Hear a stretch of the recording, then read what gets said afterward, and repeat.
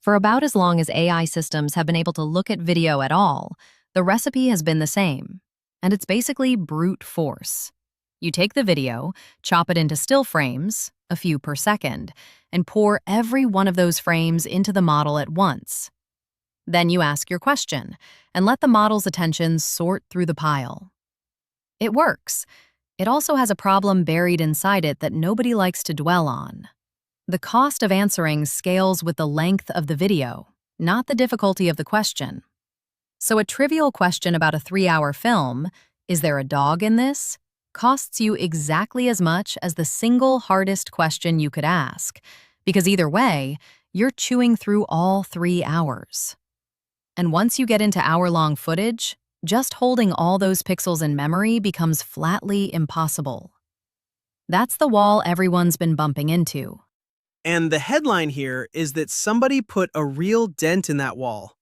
A 7 billion parameter model beating one 10 times its size.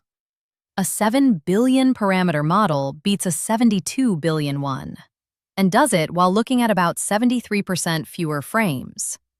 On one long video benchmark, that's 50.5% accuracy against 47.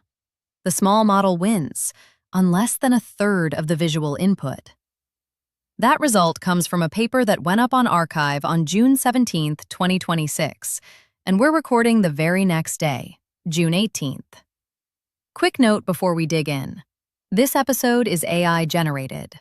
The script was written by Anthropic's Claude Opus 4.8, and the two of us, I'm Juniper, and you'll hear plenty of Finn in a minute, are AI voices from 11 Labs.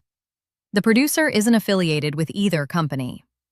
The paper is called Native Active Perception as Reasoning for Omni-Modal Understanding, and the whole thing turns on one move: treating the act of looking at the video as a reasoning step in itself. That phrase, looking as a reasoning step, is the load-bearing idea, and it's worth slowing down on because it's a refusal more than an invention.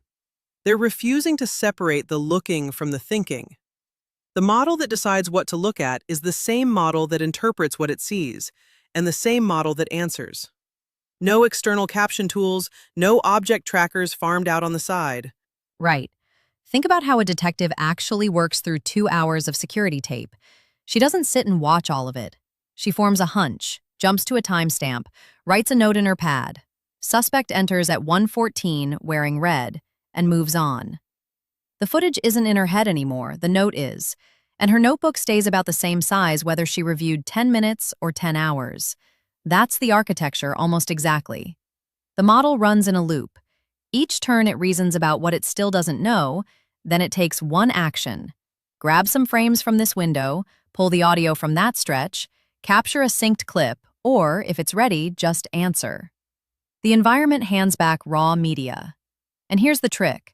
Once the model has looked at that chunk and written down what it saw in plain text, the raw frames get purged from its working memory. The only thing that persists is the text notebook. So when you say purged, the pixels are genuinely gone? It's not quietly caching them somewhere? Genuinely gone. They do a non-destructive rewrite of the conversation history. They find the raw media and swap it for a little text placeholder that says, in effect, frames 10 to 20 seconds, media omitted, refer to your own notes. The timestamp survives, the pixels don't. Which means if the model later decides it needs another look at that exact window, it has to go re-request it. It cannot hoard video.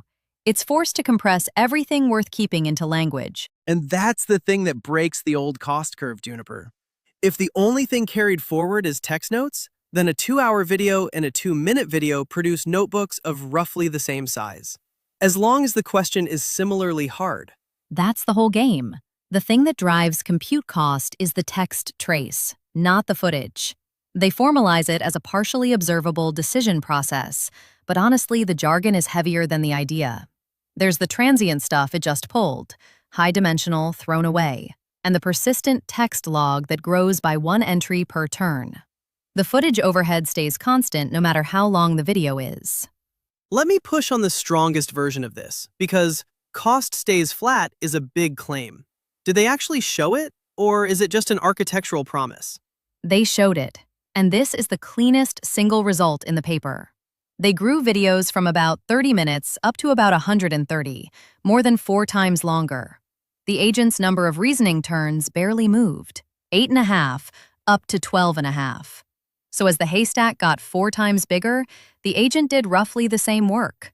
Its sampling density, how much it looks per hour of footage, actually collapsed, from about 17 turns an hour down to under 6. And the accuracy just sat there, flat, around 50%. The author's own framing is that the agent ignores the haystack to focus on the needle. The needle's the same needle whether it's in a wheelbarrow or a barn. Though the slightly unfair part of that, and they'd grant it, is that the agent gets to jump straight to a timestamp using the video's metadata. A person searching a literal haystack doesn't get to teleport to the promising spot. The metadata is doing quiet work in that result. Fair. The teleport is real. But even granting it, the shape of the curve is the point. Work tracks difficulty, not duration. The result that genuinely surprised me wasn't even the headline. It was temporal grounding. That's the task where you ask, when exactly did X happen?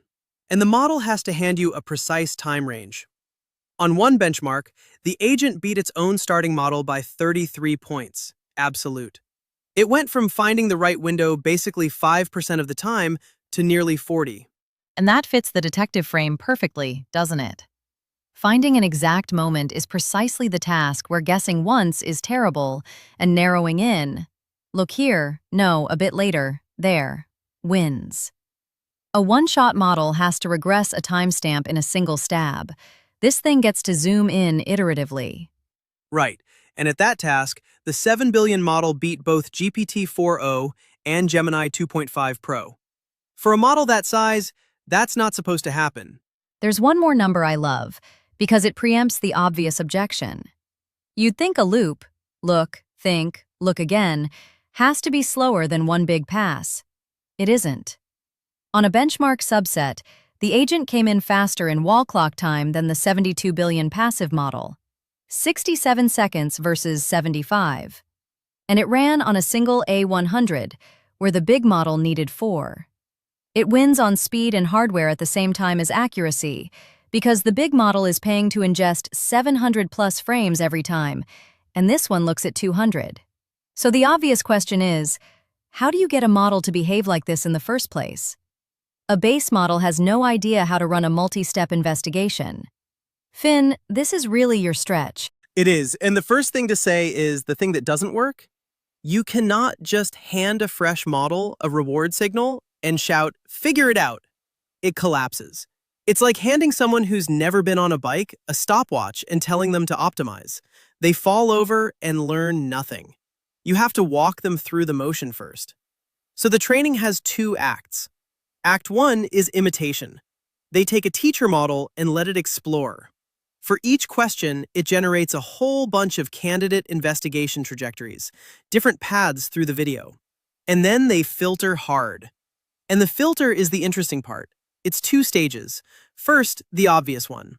Did it get the right answer? Throw out the failures. But the second stage is the clever one. They have another model audit whether each reasoning step was actually justified by what's written in the notebook. Why the second stage? If it got the right answer, who cares how it reasoned? Because of lucky guesses. A model can stumble onto the correct answer through reasoning that's complete nonsense. It hallucinated a path that happened to land right. Train on those and you're teaching confident garbage. So the audit catches the trajectories where the answer is right, but the logic doesn't follow from the recorded evidence, and tosses them. They keep 58,000 clean trajectories out of that funnel. And there's a lovely detail in how they build the teacher traces. They deliberately keep the mistakes in, the moments where the teacher asks for a timestamp that's out of bounds, gets an error back, and recovers. They don't scrub those. So the agent learns that an error isn't fatal, it's feedback. That's a nice touch. You're training the failure recovery behavior on purpose instead of only ever showing it clean successes. And worth flagging, honestly, they note that plain old fine-tuning on static question-answer pairs actually made long video performance worse. It regressed. Without a mechanism to select what to look at, the model just drowns in redundant frames. So the agentic structure isn't decoration. The naive version goes backwards. Okay, that's Act 1. Act 2 is reinforcement learning, and this is where the paper's most original idea lives, the credit assignment piece. This is the part worth really sitting with, and the fix only makes sense once you feel the problem. Reinforcement learning has wrestled forever with one question. When a long sequence of actions leads to success, which action actually deserves the credit?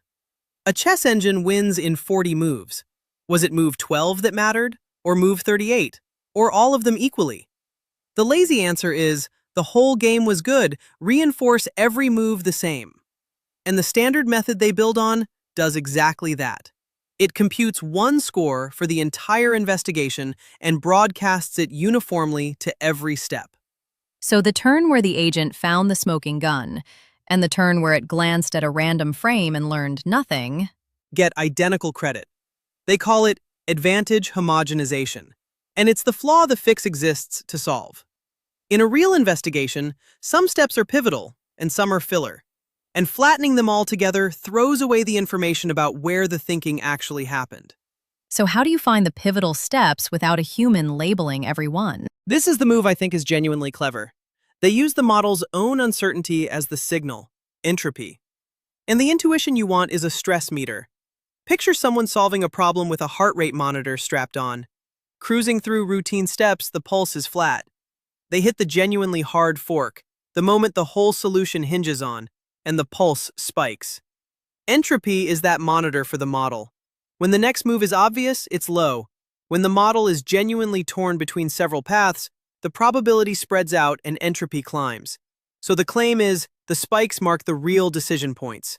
And they checked it. They had a strong evaluator pick out the single most pivotal fork step in successful trajectories, and that step had higher than average entropy about 4 out of 5 times. So this just measures when the model's confused and punishes the confusion? Not quite. And the difference is the whole point.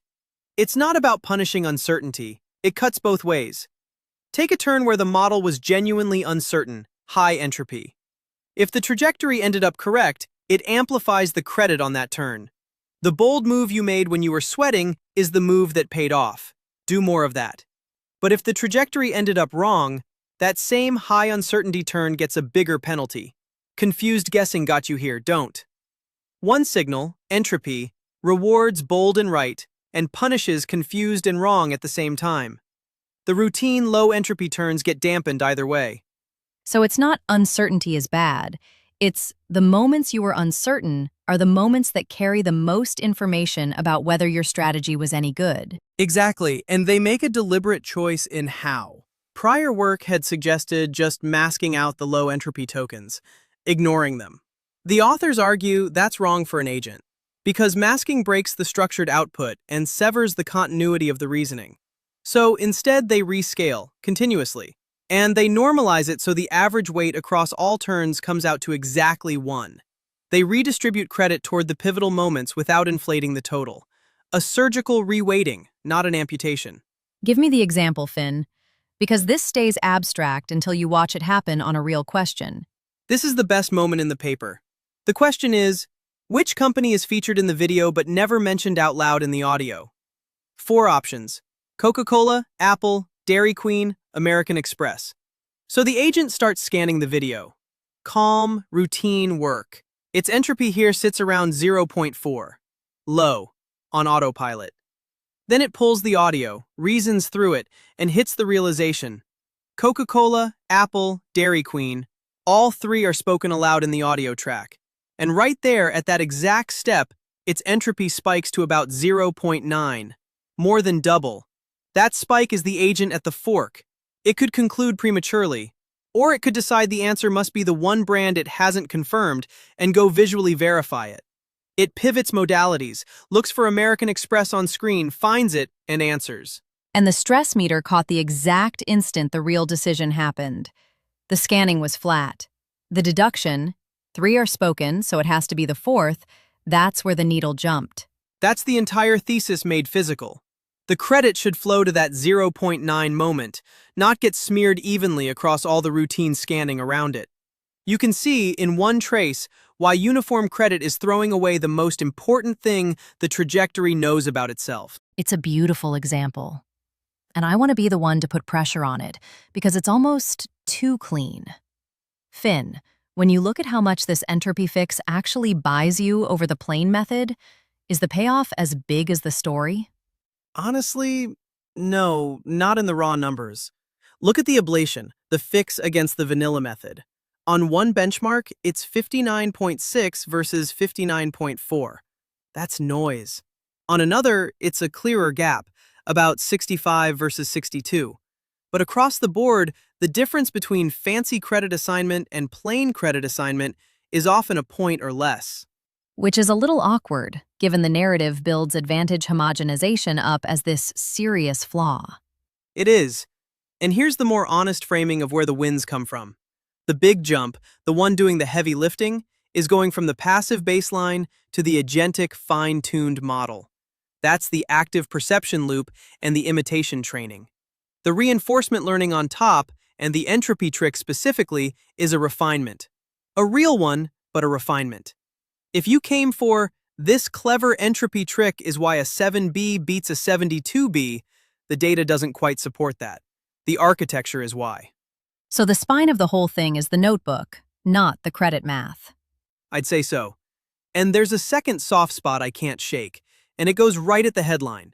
The reinforcement learning was only run on short videos, under 5 minutes, inside a 64K context window. But every dramatic claim in this paper is about hour-plus footage. So the RL refinement, including the entropy fix, was never actually trained at the durations they're headlining. Which means the long video performance is mostly riding on the imitation bootstrap, and how much the credit fix survives out at 2 hours is genuinely an open question. The paper doesn't show it. I'll steelman the other side. The architecture is duration agnostic by design. The notebook doesn't care if the clip came from minute 2 or minute 120. It's the same text either way.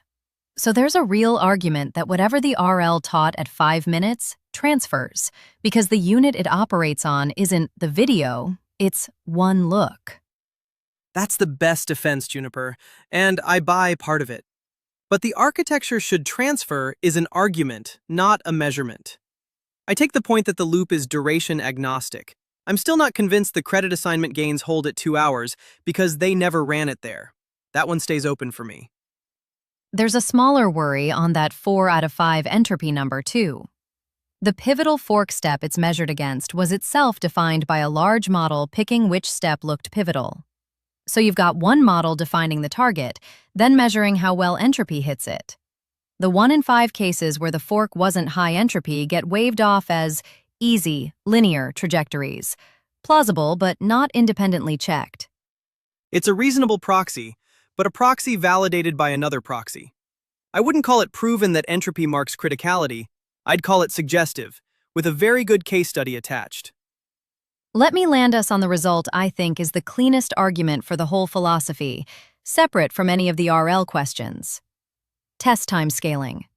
They let the agent take more turns, cranked the budget from 6 up to 52, and accuracy climbed steadily the whole way, about 6 points. So more deliberation genuinely helps. But here's the part that makes the deliberate reasoning framing real. Even when you give it up to 52 turns, it averages under 12 before it decides it's seen enough and answers. It doesn't burn the budget just because it has it. It stops when it's confident. That's exactly the behavior you want, and it's the opposite of the brute force model. The old way, you pay the full price every time no matter the question. This thing spends in proportion to how hard the question is, then quits. Which loops all the way back to where we opened. The paper's real argument isn't think harder. Plenty of models think harder. They pour longer and longer chains of reasoning over a fixed, maybe incomplete snapshot of the video.